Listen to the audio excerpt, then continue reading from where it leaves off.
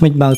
ចិត្តដល់ថ្ងៃសមាត្រីអង្គបានមិនជាអ្វីនឹងគ្នាចង់បបួលទៅមើលសមាត្រីអង្គជុំគ្នាប្រហែលសម្រាប់អ្នកអត់ទាន់ដឹងសមាត្រីគឺជាពេលវេលាដែលថ្ងៃនិងយប់មានរយៈពេលស្មើគ្នានៅថ្ងៃពិសេសហ្នឹងព្រះអាទិត្យរះតម្រឹមយ៉ាងល្អនៅលើប៉មកណ្ដាលនៃប្រាសាទអង្គរវត្តបាតុភូតព្រះអាទិត្យដ៏សំខាន់នេះកើតឡើងតែ2ដងទេបងប្អូនក្នុងមួយឆ្នាំគឺកំឡុងពេលរដូវផ្ការីកថ្ងៃទី21ដល់23មីនានិងរដូវសឹកជ្រុះថ្ងៃទី21ដល់23កញ្ញានៅពេលដែលព្រះអាទិត្យរះតម្រឹមយ៉ាងល្អជាមួយប៉មកណ្ដាលនៃប្រាសាទអង្គរវត្តបាតុភូតលើមេឃដ៏កម្រនេះគឺជាសក្ខីនៃជំនាញដ៏អស្ចារ្យរបស់បុព្វបុរសខ្មែរក្នុងវិស័យតារាសាស្ត្រស្ថាបត្យកម្មនិងការរៀបចំដីធ្លីដែលបានបង្កើតបាតុភូតធម្មជាតិដ៏អស្ចារ្យនេះព្រឹត្តិការណ៍នេះបានទាក់ទាញភ្ញៀវទេសចររាប់ពាន់ទាំងភ្ញៀវជាតិនិងអន្តរជាតិជុំវិញពិភពលោកដែលបានមកមើលព្រឹត្តិការណ៍ដ៏អស្ចារ្យព្រះអាទិត្យរះចំកណ្ដាលប្រាសាទអង្គរវត្តអ្នកទាំងគ្នាទៅទស្សនាកុំភ្លេចយកកាមេរ៉ានិងជាងកាមេរ៉ាទៅផ្ដិតយកទេសភាពដ៏អស្ចារ្យនេះផងសម្រាប់បងប្អូនដែលមានបំណងមកទស្សនាសមារាត្រីចង់រកកន្លែងគេងជុំគ្នាជាលក្ខណៈគ្រួសារមិត្តភ័ក្តិមានបន្ទប់ធំទូលាយបែបខុនដូ